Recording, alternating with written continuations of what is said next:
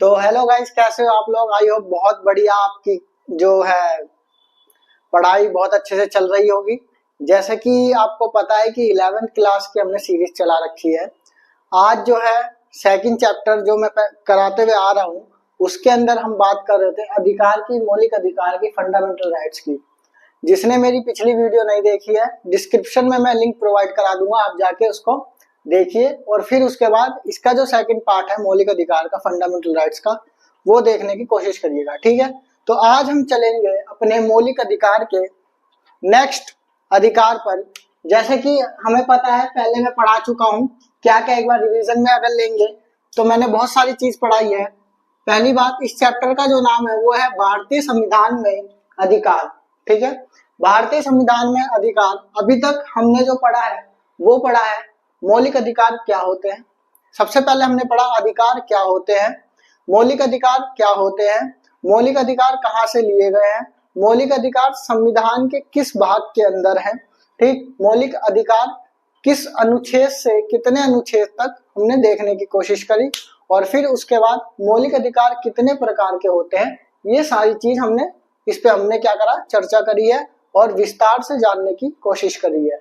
जिसने भी ये मेरी पिछली वीडियो नहीं देखी है, फिर दोबारा मैं रिपीट कर रहा हूँ, वो जाके पिछली वीडियो देखे, डिस्क्रिप्शन में मैं लिंक प्रोवाइड करा दूंगा, ठीक है। तो अब हम चलते हैं मौलिक अधिकार। जैसे कि मैंने बताया 6 प्रकार के मौलिक अधिकार है। तो 6 प्रकार के जब मौलिक अधिकार हैं तो हमने कुछ मौलिक अधिकारों पर चर्चा करी। वो अधिकार कौन कौन से थे, जैसे समानता का अधिकार, स्वतंत्रता का अधिकार, शोषण के विरुद्ध अधिकार। ये 3 अधिकार जो है मैं बता चुका हूं। जो कि समानता का अधिकार ये बोलता है कि सब लोगों को क्या समान अधिकार प्राप्त हो।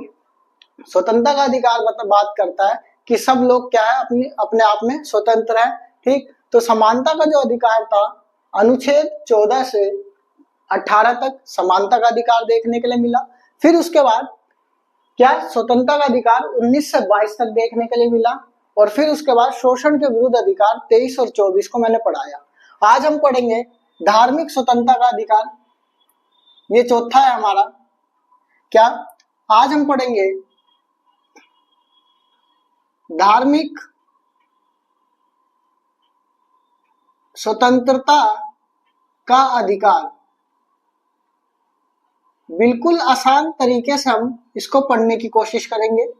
ये जो है भारतीय संविधान के अनुच्छेद 25 से लेके और 28 तक मेंशन करा गया है। भारतीय संविधान के अनुच्छेद में 25 से 28 हमारे धार्मिक स्वतंत्रता के अधिकारों का वर्णन है, ठीक है। तो अब इसके अंदर हम जानेंगे पहला क्या, 25 अनुच्छेद 25 जानेंगे। अनुच्छेद 25, अनुच्छेद 25 क्या कहता है कि धार्मिक स्वतंत्रता का अधिकार है किसी एक व्यक्ति को, किसी एक पर्सन को। ये बात करता है व्यक्ति की, व्यक्ति को कोई भी धर्म अपनाने का अधिकार। इतनी बात क्लियर। व्यक्ति को कोई भी धर्म अपनाने का अधिकार है। जैसे कि मान लो फॉर एग्जांपल कोई हिंदू है, वो मुस्लिम बनना चाहता है, तो उसको पूरी स्वतंत्रता है, वो क्या है, अपना धर्म परिवर्तन कर सकता है, ठीक है। तो इसके अंदर ये अधिकार देखने के लिए मिला। आर्टिकल 26 के अंदर क्या देखने की बात करता है, सामूहिक समूह में धर्म को लेकर अधिकार की बात करते हैं, या सामूहिक समूह में धार्मिक स्वतंत्रता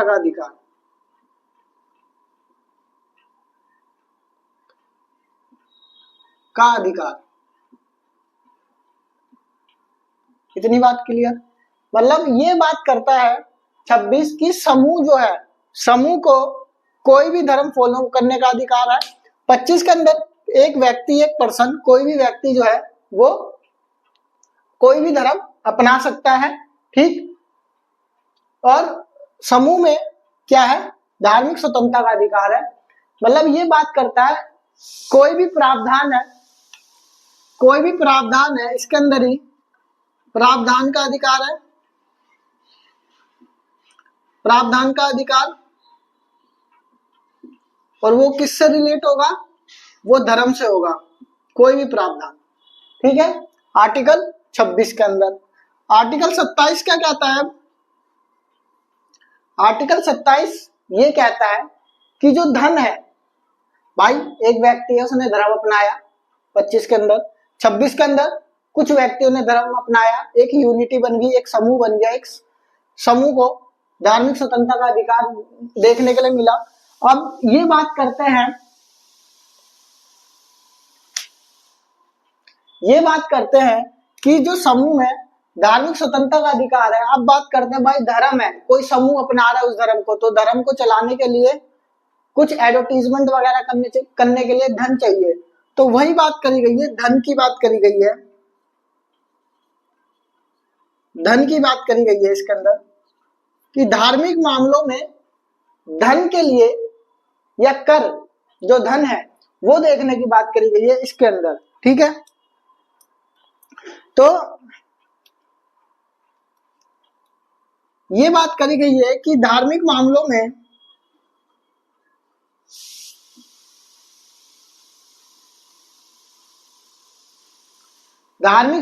में धन संबंध, या इसको ऐसा भी लिख सकते हैं कि धार्मिक मामलों में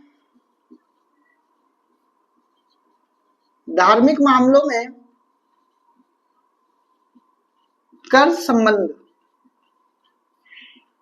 भाई ये बात करी गई है कि धार्मिक मामलों में कोई भी कर है वो नहीं लगेगा, धन जो है धार्मिक मामलों का जो धन है उस पर कोई भी जो टैक्स है वो नहीं लगेगा। कर संबंध बात करी गई है, कर मतलब धन है ना, टैक्स नहीं लगेगा, इसमें बात करी गई है टैक्स की, कर की। ठीक है, धन पे जो कर है, जो टैक्स है, ठीक है, वो नहीं लगेगा, ठीक, वो नहीं लगेगा, मतलब जो टैक्स है वो नहीं लगेगा। टैक्स की बात करी गई है कि धार्मिक मामलों में कोई भी आपको टैक्स नहीं देना पड़ेगा सरकार को, जो कि हम जीएसटी वगैरह जो देखते हैं, टैक्स देखते हैं, वो नहीं लगेगा। ठीक है, इतनी बात क्लियर। अब जो आते हैं 28 में ये बात करते हैं कि भैया पहले तो हमने बात करी 25वें व्यक्ति को धार्मिक स्वतंत्रता का अधिकार है, 26वें बात करी सामूहिक धार्मिक स्वतंत्रता का अधिकार है, 27 में बोल रहे हैं कि हम धन की बात कर रहे हैं, टैक्स की बात कर रहे हैं, नहीं लगेगा। इसमें हम बात करते हैं संस्था, इसमें हम बात कर रहे हैं इंस्टीट्यूशन या ट्यूशंस या संस्था की। ठीक है, कि कोई भी धार्मिक मामला जो है, उपासना शिक्षा का अधिकार है, कुछ शिक्षा का अधिकार है, ऐसे लिख सकते हैं, कुछ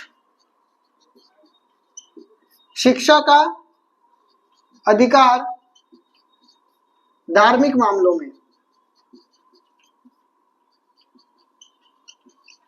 ठीक है, धार्मिक मामलों में कुछ शिक्षा का अधिकार, और शिक्षा कौन देगा, शिक्षा कौन देगा, शिक्षा देगी संस्था। ठीक है, शिक्षा कौन देगा, संस्था देगी, संस्था देगी। ठीक है, इंस्टीट्यूशन देगी। और इसके अंदर अब बात आता है जैसे मदरसे हो गया। ठीक है, मदरसे के अंदर जैसे आप बोलते हो ना कि भैया मदरसे क्या है, उसमें वहां तो उर्दू सिखाई जाती है, यहाँ पर नोट करके लिखेंगे, नोट करके लिखेंगे,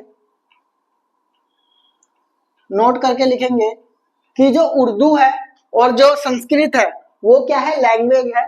लैंग्वेज मतलब भाषा है। ठीक है, लैंग्वेज है, भाषा है, वो कोई धार्मिक शिक्षा नहीं है। ठीक है, कहने का मतलब ये है कि जो तुम बोलते हो ना उर्दू भाई मदरसे ये सब, ये जो है 28 का उल्लंघन नहीं करते हैं। जो उर्दू है और संस्कृत, ये क्या है, एक भाषा है, ठीक है। और ये जो है 28 का जो आर्टिकल है, अनुच्छेद है 28 का, उल्लंघन नहीं करते हैं। ठीक, उल्लंघन नहीं करते हैं भाई, इतनी बात क्लियर। अब हम आते हैं अपने नेक्स्ट, अब हम जो आते हैं अपने नेक्स्ट पे आते हैं। नेक्स्ट क्या बात करता है, नेक्स्ट बात करता है पांचवा जो अधिकार है हमारा, सांस्कृतिक या सांस्कृतिक एवं शिक्षा का अधिकार। और ये इसका आर्टिकल है 29 और 30, याद है 29 और 30। तो अभी तक जो हमने पढ़ा है वो धार्मिक स्वतंत्रता का अधिकार 25 से 28 तक पढ़ा है।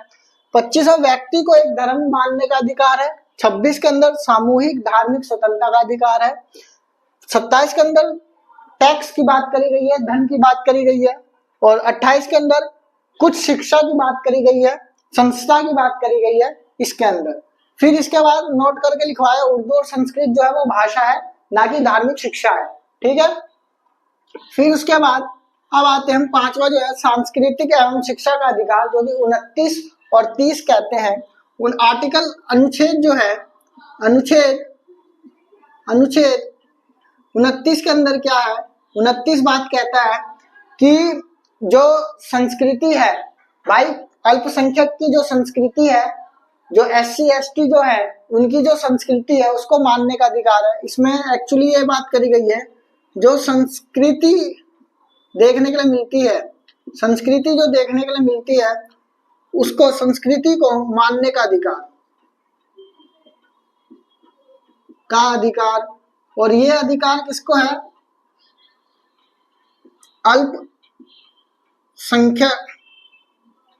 अल्पसंख्यक जो लोग हैं उनको मानने का अधिकार है। इसके अंदर ही क्या बात करी गई है 29 के अंदर ही, कि उसकी जो अल्पसंख्यक है, ठीक है, अल्पसंख्यक है, मान लो फॉर एग्जांपल कोई ट्राइब्स है, ठीक है, कोई ट्राइब्स है और वो ट्राइब्स क्या है, अपना पहनावा उनका थोड़ा मतलब कि हमसे अलग होता है, उसने अपने कपड़े पहन रखे हैं और उसकी भाषा जो है अलग है, उसकी संस्कृति अलग है। तो उसको अगर कहीं घूमने वो जा रहा है तो कहीं ना कहीं उसको रोका नहीं जाएगा। ये 29 बात कहता है कि जो ट्राइब्स है, कोई भी ट्राइब्स है, कोई भी कबीला है, उसका कोई सदस्य मान लो दिल्ली आया और किसी म्यूजियम वगैरह में जाता है तो उसको रोकना वर्जित नहीं है भाई, उसको रोका नहीं जाएगा। ठीक है, उसको अधिकार है 29 के तहत कि अपनी वो संस्कृति फॉलो करे, अपनी लैंग्वेज फॉलो करे। ठीक, तो ये बात करी गई है। फिर उसके बाद 29 के बाद 30 पे आ जाते हैं। 30 के अंदर बात करी गई है शिक्षा।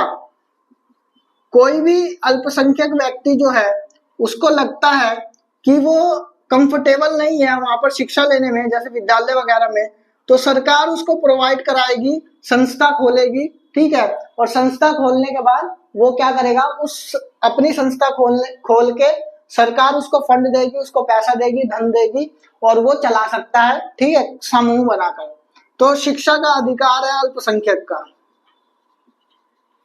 इतनी बात क्लियर समझ में आ रही है? आई होप बहुत अच्छे से आपको समझ में आई होगी ये बात।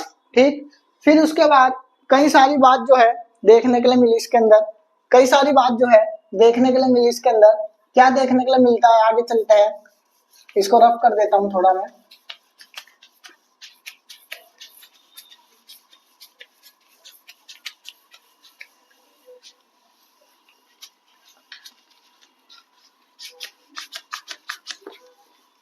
तो आगे चलते हैं।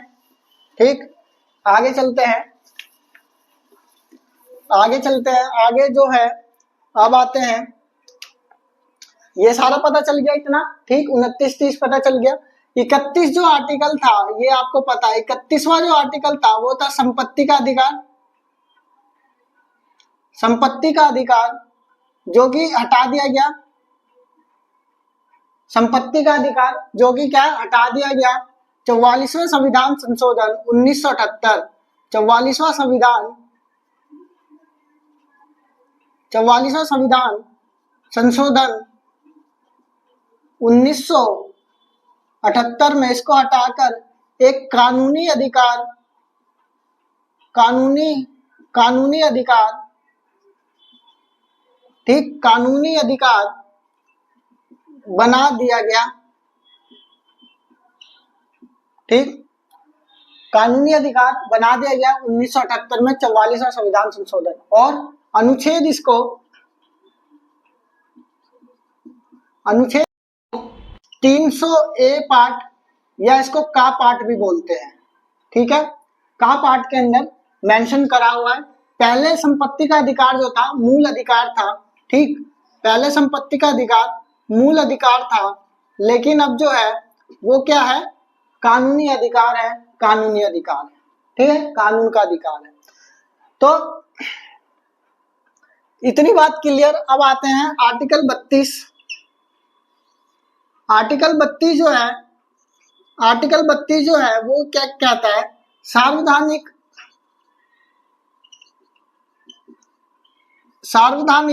उपचारों का अधिकार, उपचारों का अधिकार। इसके अंदर बात करते हैं सार्वधानिक उपचारों के अधिकार में। आर्टिकल 32 जो है ये सबसे पावरफुल अधिकार भी देखने के लिए मिलता है थोड़ा, क्योंकि ये अधिकार इतना इंपॉर्टेंट रखता है कि इस अधिकार के तहत आप सुप्रीम कोर्ट या उच्चतम न्यायालय जिसको बोलते हैं, सर्वोच्च न्यायालय, एकदम उच्चतम न्यायालय जा सकते हैं, जिसको सुप्रीम कोर्ट कहा जाता है, ठीक है, उच्चतम न्यायालय या सर्वोच्च न्यायालय कहते हैं, ठीक। आर्टिकल 32 के तहत आप जा सकते हैं और इसके अंदर 5 तरह की रिट्स जारी करी जाती है, बंदी प्रतिष्करण, परमादेश, निषेध आदेश, उत्प्रेक्षण रिट और अधिकार प्रेक्षा। 5 रिट कौन कौन सी, अधिकार प्रेक्षा, परमादेश, निषेध आदेश, उत्प्रेक्षण रिट और बंदी प्रतिष्करण, ठीक, 5 रिट्स जारी करी जाती है।